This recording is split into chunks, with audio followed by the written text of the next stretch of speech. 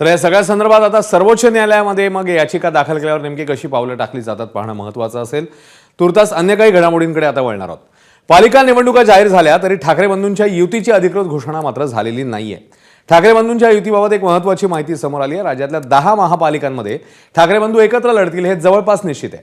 यामध्ये मुंबई, ठाणे, कल्याण डोंबिवलीसह नाशिक, नागपूरचाही समावेश आहे। दरम्यान या ठिकाणी जागा वाटपाच्या तिढ्यावर चर्चा सुरू आहे। तर ठाकरेंच्या शिवसेनेचे नेते अनिल परब यांनी शिवतीर्थ निवासस्थानी जात राज ठाकरेंची भेट घेतली आणि त्यांच्याशी चर्चा केली।